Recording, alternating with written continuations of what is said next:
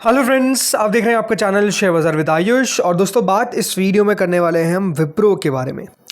दोस्तों, विप्रो का बायबैक तो आपको पता ही है, कंक्लूड हो चुका है। बायबैक जो आप कह सकते हो ओपन हुआ, वो कंक्लूड हो चुका है। लेकिन अब दोस्तों नो डाउट निवेशक जो है वो वेट करते हुए देखने को मिल रहे हैं कि कब जाकर हमारे पास जो है वो डेटा आता हुआ देखने को मिलेगा। फाइनल डेटा किसका? फाइनल डेटा एक्सेप्टेंस रेशियो का, कि एक्सेप्टेंस रेशियो जो है वो क्या रखा जाता है, ये सबसे इम्पॉर्टेंट है। रिजेक्शन को लेकर क्या अपडेट है, मतलब बेसिकली अपडेट्स क्या आते हुए देखने को मिल रहे हैं। तो इस वीडियो में दोस्तों इसी के बारे में चर्चा करेंगे, तो आप लोग वीडियो देखिएगा पूरा। लेकिन उससे पहले अभी तक अगर आपने दोस्तों चैनल को सब्सक्राइब नहीं किया और पहली बार विजिट किया है तो ज़रूर आप लोग चैनल को दोस्तों सब्सक्राइब कर लीजिएगा। देखिए दोस्तों, जो विप्रो का पूरा बायबैक बंद हुआ उसके अंदर जो total number of shares tendered हमको होते हुए नजर आए वो अप्रॉक्सीमेटली 822 करोड़ शेयर्स थे, जिसको दोस्तों टेंडर किया गया। याद रखिएगा, कंपनी ने कहा था कि वो 60 करोड़ शेयर्स जो है वो बायबैक करेगी। और शेयर्स कितने आपको आते हुए देखने को मिल गए? It was 822 crore. तो आप समझ सकते हैं कि अपने आप में कितना शानदार तरीके से जो बायबैक है उसके अंदर पार्टिसिपेशन आपको आता हुआ देखने को मिला, राइट।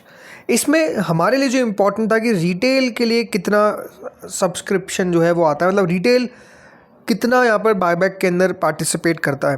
तो दोस्तों, रिटेल जो 15% रिजर्वेशन रहता है फॉर द रिटेल, उसमें टोटल मिलाकर 7.49 टाइम्स हमको सब्सक्रिप्शन आता हुआ दिखा। सब्सक्रिप्शन का मतलब ये है कि जितना दोस्तों नंबर ऑफ शेयर्स ऑफर किए गए थे, यानी 9 करोड़ शेयर्स दोस्तों लगभग ऑफर किए गए थे, और उसके सामने 67 करोड़ शेयर्स के लिए यहाँ पे याद रखिएगा 67 करोड़ शेयर्स टेंडर हो गए। अब इस बात का ध्यान रखिए कि जो रिटेल कैटेगरी थी उसके अंदर रिटेल प्लस नॉन रिटेल दोनों थे। मतलब वो रिटेल भी जिनके पास 2 लाख से कम के शेयर थे और वो रिटेल भी थे जिनके पास 2 लाख से ज़्यादा के शेयर थे। तो दोनों एक ही कैटेगरी में आ गए। मतलब इसको रिटेल कैटेगरी नहीं बोलते, इसको याद रखिएगा इंडिविजुअल कैटेगरी बोलते हैं, ठीक है। इसके अलावा एक जनरल कैटेगरी थी जिसमें दोस्तों QIB प्लस NI 85% जो उनके लिए पूल रहता है वो लगभग 14 टाइम सब्सक्राइब हुआ। बट इससे ज़्यादा दोस्तों हमको मतलब नहीं है, बिकॉज ये हमेशा एक बात ध्यान रखिए, ज़्यादा ही आपको सब्सक्राइब होता हुआ देखने को मिलता है, मतलब ज़्यादा यहाँ पे शेयर्स आपको टेंडर होते हुए देखने को मिलते हैं। अब ये दोस्तों कंप्लीट होने के बाद ये बात ध्यान रखिए, जो इंपॉर्टेंट चीज़ होती है इसके बाद वो होता है कि रजिस्ट्रार जो है वो बेसिकली मैच करता है। मतलब दोस्तों ऑडिटिंग होती है, यहाँ पर उन लोगों को ही याद रखिएगा बायबैक के अंदर पार्टिसिपेट करने का मौका मिलता है, यानी उन्हीं के शेयर्स को जो कंपनी वो एक्सेप्ट करती है आफ्टर ऑडिटिंग कि ये एलिजिबल तो थे ना, ठीक है। अब ये बात ध्यान रखिए, अगर आप ऑफिशियल टाइमलाइन देखेंगे, जो ऑफिशियल इसकी पूरी डेट्स थी, उसमें अगर आप एक चीज़ नोटिस करेंगे तो दोस्तों कल की तारीख यानी 19 जून, ठीक है, ये है रजिस्ट्रार का वेरिफिकेशन। मतलब इस दिन दोस्तों यहाँ पर जो रजिस्ट्रार है उसने वेरिफिकेशन को कंप्लीट कर लिया है। मतलब रजिस्ट्रार को पता चल चुका है कि यहाँ पर कौन कौन था जो एलिजिबल था और कौन कौन था जो एलिजिबल नहीं था। इसका मतलब ये कि अगर अब जो एलिजिबल नहीं होंगे, मतलब जो एलिजिबल नहीं थे और जिन्होंने शेयर्स अपने फिर भी टेंडर कर दिए, तो उनका याद रखिएगा शेयर्स एक्सेप्ट नहीं होगा। तो एक बात ध्यान रखिए कि जो टोटल नंबर ऑफ शेयर्स हमको टेंडर होते हुए देखने को मिले हैं ना, इसमें से भी कुछ तो आपको कम होते हुए देखने को मिलेंगे। मतलब इसमें जो याद रखिए कि रिजेक्शन हमको आता हुआ देखने को मिलेगा, तो और थोड़े से शेयर आपको कम होते हुए देखने को मिलेंगे, ये आप कह सकते हैं। अब इंपॉर्टेंट बात क्या है कि देखिए, जो कंपनी ने कहा है कि रजिस्ट्रार शेयर वेरिफिकेशन है, उसके बाद जो इंटीमेशन है, मतलब आपको पता चलेगा कि हाँ आपके कितने शेयर एक्सेप्ट हुए, कितने रिजेक्ट हुए या फिर कितने वापस कंपनी दे देगी, वो 23 जून 2026 को बताएगी। मतलब कंपनी जो है वो ट्यूसडे को याद रखिएगा जो इन्फॉर्मेशन है ये आपके साथ साझा करेगी। यानी ट्यूसडे को दोस्तों आपके पास क्या आएगा, आपके पास मेल आएगा। उस मेल में आपको पता चलेगा कि कंपनी ने आपके कितने शेयर्स जो है वो बेसिकली एक्सेप्ट किए हैं, और जो शेयर अभी आपके होल्ड पर चल रहे हैं, मतलब जो शेयर फ्रीज़ है, मतलब जो शेयर अभी आप बेच नहीं सकते हैं, वो वापस से कंपनी जो है वो रिलीज़ कर देगी, रिटर्न कर देगी अनएक्सेप्टेड शेयर्स को ऑन 24 जून। और ये बात ध्यान रखिए, जो आपका शेयर का पेमेंट है, मतलब आपके मान लेते हैं कि कंपनी ने 100 में से 40 शेयर एक्सेप्ट कर लिए और 40 को कितने पे एक्सेप्ट किया? 250 पे।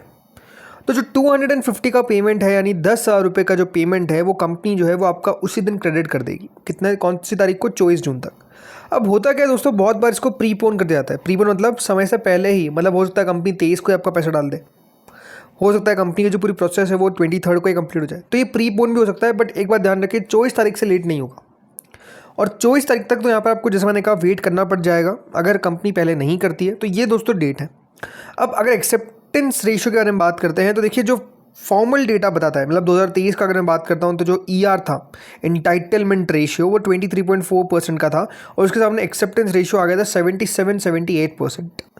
वैसे ही दोस्तों अगर आप पहले देखेंगे 2020 में तो 9.6% के सामने 33% आया, 2019 के सामने 14% का एक्सेप्टेंस इंटाइटलमेंट रेशियो था, एक्सेप्टेंस रेशियो 50% तक हमको आता हुआ देखने को मिला, 2017 में 11.5%, तभी 50%, और 2016 में तो दोस्तों ऑलमोस्ट 100% ही चला गया था।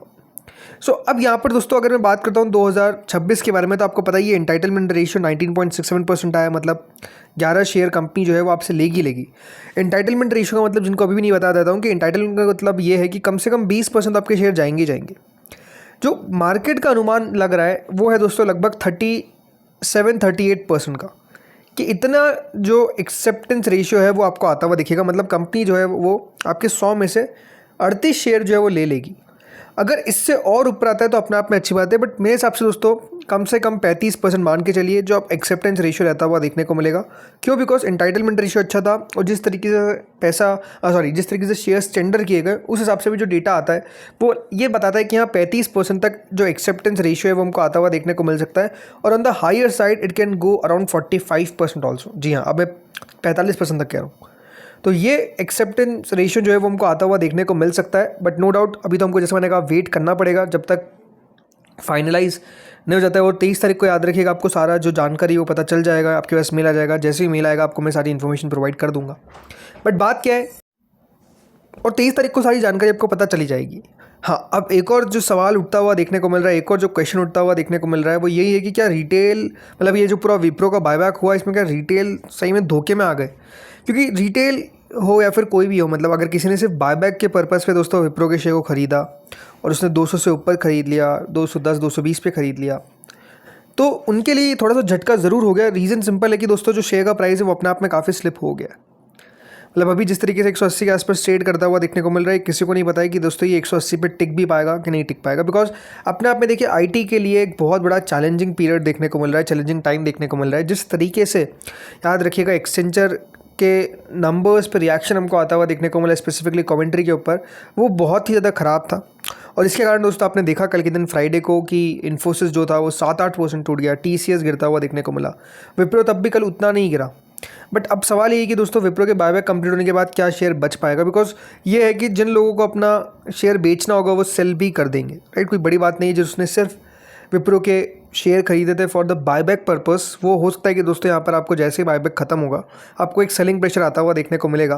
तो ये पॉसिबल है कि दोस्तों 180 के नीचे 175 160 भी चल जाए, 70 के नीचे भी चल जाए, 60 का पता नहीं। बट ये बात सही है कि दोस्तों थोड़ी सी दिक्कत तो हुई है। निवेशकों ने जो एक्सपेक्ट किया था कि दोस्तों विप्रो का शेयर भी थोड़ा सा बढ़िया कर जाएगा, वो नहीं होता हुआ देखने को मिला, तो प्रॉफिट थोड़ा सा कम हुआ है। अब ये बात सही है कि अगर दोस्तों यहाँ पर और शेयर गिर जाता है तो थोड़ा बहुत प्रॉफिट और कम आपको होता हुआ देखने को मिलेगा। बट ये बात अभी भी इंपॉर्टेंट है कि दोस्तों 250 पे कंपनी आपके शेयर ले रही है, राइट? तो थोड़ा सा अगर शेयर पड़े में तो आपको पेशेंस रखना पड़ेगा। अगर आपको लॉन्ग टर्म का हिसाब से सोचा है, शॉर्ट टर्म का है तो नो डाउट आपको थोड़ा सा पेन लेना पड़ेगा, नुकसान बुक करना पड़ेगा। तो बट बात वही है कि हाँ, यहाँ पर बायबैक उतना अच्छा नहीं जा पाया विप्रो का जितना एक्सपेक्टेशन था। अब ये है कि बायबैक अच्छा और कैसे हो सकता है, अगर एक्सेप्टेंस रेशियो जो है वो अच्छा हमको आता हुआ देखने को मिल जाए कि हाँ अपसाइड ऑफ 50% पर चल जाए। बट जैसा मैंने कहा उसके लिए अब हमको डेटा का वेट करना पड़ेगा। सो लेट्स सी होता क्या है। बाकी दोस्तों इस वीडियो में इतना ही था। होपफुली आपको वीडियो बढ़िया लगा होगा। अगर अच्छा लगा तो लाइक कर देना, चैनल से पहली बार जुड़े सब्सक्राइब कर देना। Thank you friends for watching this video.